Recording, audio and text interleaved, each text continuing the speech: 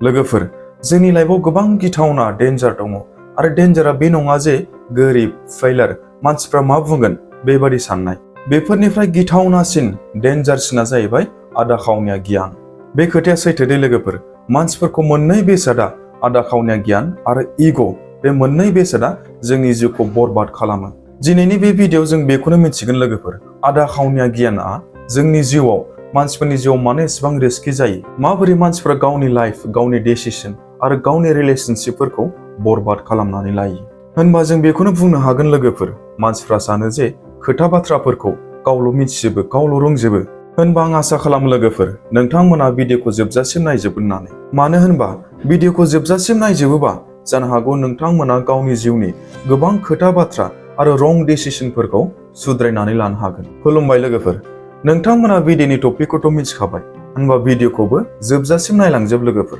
आदाखावनिया गियाना मा बेनि ओंथिया जाबाय मानिबा सोमोन्दै बा मानिबा सायाव नोंनाव आबुं गियान गैया बा नों बेनि सोमोन्दै एसेल' खोथा मिथियो एसेल' इनफरमेसन आरो बेखौनो कमप्लिट साननाय चेक खालामा जासे बुजिया जासे भेरिफाइ खालामा जासे बेबायदि गावखौनो गियानि सानना लाग्रा मानसिफ्रा बैसोर बायदिफ्रासो जायफोर बुङो आरो आं मिथिजोबखायो गासिखौबो होननानै नाथाय बुंनो थाङोब्ला बैसोर बायदि मानसिफोरनि मिथिनाया आदाखावनियासो बिसोर जेबोखौनो मिथिया बियो बिसोरनि मोनसे गोरोन्थि साननायसो इलुसनसो आं बेखौ बुंनो साना जे आं सासे गियानि गासिखौबो मिथिजोबो बेनिखायनो आं बेबायदि भिडिअ बानायो नाथाय जानो हागौ गोबां मानसिफ्रानो आंनि बेबायदि भिडिअखौ इगनर खालामो बैसोर बायदि मानसिफ्रा सानो जानांगौ आंबो मिथिजोबखायो बेबायदि खोथा बाथ्राफोरखौ होननानै साइकोलजियाव बेबायदिखौ बुङो डानिं-क्रुगार एफेक्ट जायफ्रा एसेल' रोंनायखौनो गियानि साननानै लायो इन्टेलिजेन्ट साननानै लायो बेबायदि एफेक्ट थानायनि थाखायनो दुनियायाव जों मानसिफ्रा रं डिसिजनफोरखौ लायो मोनसे काहानि आदाखावनिया गियाननि मोनसे गिदिर गोरोन्थि साननाय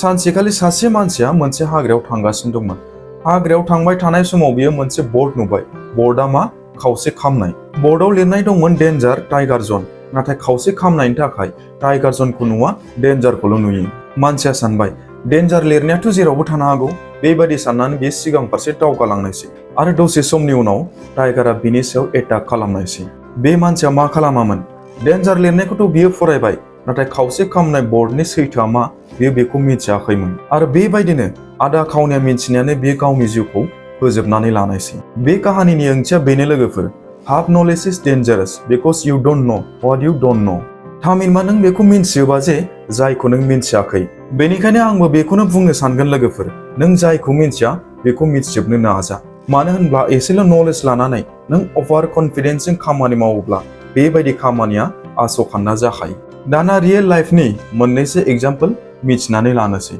सेथियाव हेल्थ एडभाइस आथिखालाव स्मार्टफन दंजोबो बयनावबो इन्टारनेट दंजोबो खायफा बायदि मानसिफ्रा भिडिअ नायबाय थानाय समाव एड्स नुनायखौ एक्सपिरियेन्स खालामनानै नायो बेबायदि सिम्पटम्सआ मानि थाखाय जायो गुगोलाव सार्च खालामनानै नायो आरो बेखौनो खोब रोंनाय बायदि मोननानै गावखौनो डक्टर बायदि साननानै लायो आरो मालाबा देहाया एसे बोरैबा मोनदोंबा गावनो सानना लायो जे होद बेथ' मेलेरियानि सिम्पटमसो केन्सारनि सिम्पटमासो बेबायदि जायो होननानै डक्टर नङा गारा गावखौनो डक्टर साननाय बेनोथ' आदाखावनिया गियान नैथियाव रिलेशनशिप सोरनिबा वाट्सएप मेसेज हरनायखौ लास्टसिम नुयोब्ला बेखौ जाजमेन्ट खालामनाय नों आंखौ इगनर खालामगासिनो नों सोलायनो हमबाय नाथाय रियेलिटियाव सिना बेलेगसो जागासिनो दङ बेबायदिनो रिलेशनशिपआ बायलाङो आदाखावनिया मिथिनायनि थाखाय थामथियाव बिजनेस बा जब जों माब्लाबा मटिभेसन भिडिअ नुनानै बा सोरनिफ्रायबा मटिभेट मोननानै आंबो आंनि बिजनेसखौ स्टार्ट खालामगोन होनो जेबो स्किल जेबो प्लानिं गैयालासिनो नों जुदि बिजनेस खालामोब्ला बिजनेस मावोब्ला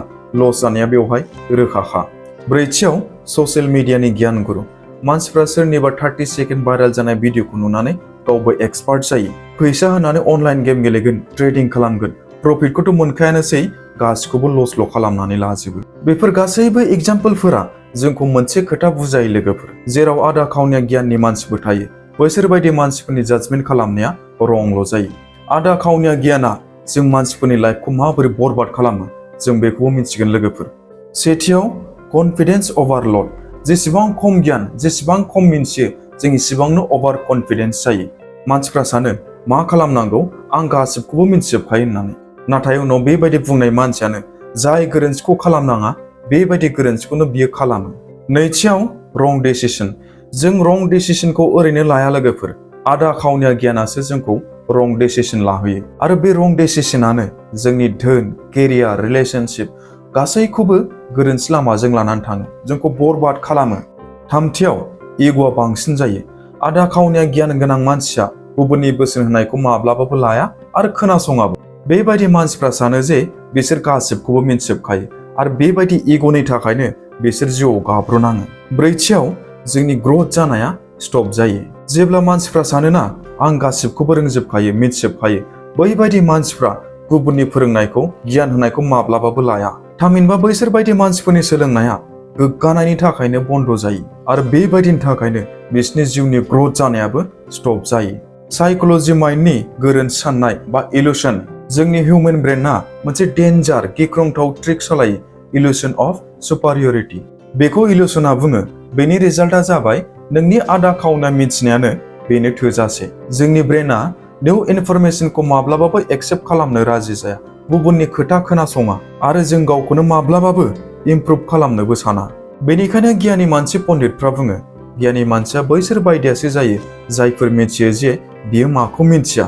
आदाखावनिया गियाननिफ्राय माबोरै बारग'नो हानो बेनि सोमोन्दै माखासे टिप्स जों मिथिनानै लानोसै लोगोफोर। सेथियाव नों मिथियैखौ सोंनो लाजिनाङा। सोरनावबा कुइसन सोंनाया मिथियैखौ मिथिनाया बे नोंनि उइकनेस नङा, बेयो नोंनि बुजिनो नाजानायसो, बेयो नोंनि गियानखौसो बारायहोगोन। नैथियाव डीप लार्निं। सोरबा जुदि माबाफोर स्किल सोलोंगासिनो दंब्ला बेखौ साज्राङैल' सोलोंनाङा, गोथौयै सोलोंनांगोन, बुजिजोबनो नाजानांगोन, होनब्लासो स्किलखौ नोङो डेभेलप खालामनानै लानो हागोन। थामथियाव भेरिफाइ खालाम। नों माबाफोर खोथानि सोमोन्दै इनफरमेशन मोनोब्ला नंमारगौना नंमारा बेखौ नों चेक खालाम। आथिखालाव ससियेल मिडियाफोराव एसेल' खोथा मिथिनायखौनो एसेल' नलेजखौनो भिउसनि थाखाय बिसोरो भिडिअ खालामनानै भाइरेल खालामनानै होयो। बेनिखायनो ससियेल मिडियानि इनफरमेशनखौ फाइनाल खालामनानै दाला, बेनि सिगां खोथाखौ बुजिनो नाजा।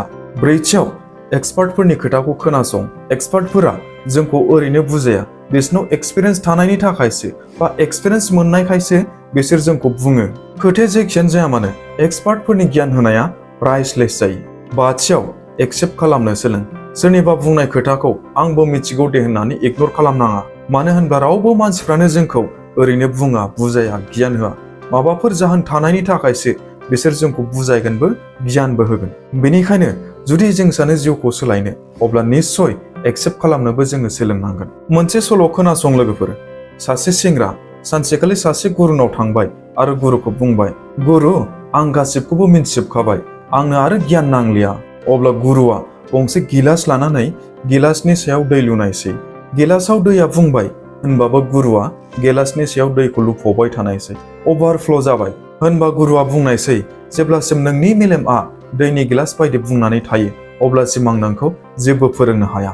खालि गिलास बायदि जा, होनबासो नों गियान सोलोंनो हागोन। बे मोनसे सुंद' सल'आ जोंनो मोनसे मेसेज होयो, लार्न टु एम्पटी योर काप। आदाखावनिया गियाना जोंनि जिउनि मोनसे जोबोद गिदिर समस्या। बेयो जोंनि गेजेराव मिसआन्डारस्टेन्डिं क्रिएट खालामो, मानसिफोरनि गोसोआव इग' लाबोयो, जोंनि दावगानायखौ ग्रथखौ स्टप खालामो। बेनिखायनो लोगोफोर, दिनैनिफ्राय मोनसे गावखौनो प्रमिस खालाम, आं आदाखावनिया गियान लानानै रावखौबो जाजमेन्ट खालामा। आं सोलोंबाय थागोन आरो बाथ्राखौ मोजाङै मिथिजोबबासो आङो डिसिसनखौ लागोन। जुदि जों बेफोरबायदि माखासे खोथाफोरखौ सोलोंनानै लायो, अब्ला जोंनि लाइफनि डिसिसन, थिंकिं आरो जोंनि फिउचाराबो गावनो गाव सोलायलांगोन। थ' एसेनोसै लोगोफोर दिनैनि भिडिअ'आ। जुदि नोंथांमोना भिडिअ'नि कन्टेन्टखौ मोजां मोनदों, अब्ला अन्नानै लाइक, शेयार आरो चेनेलखौ साबस्क्राइब खालामनानै हो आरो कमेन्ट खालामनो दाबाव लोगोफोर। एसेनोसै दिनैनि थाखाय।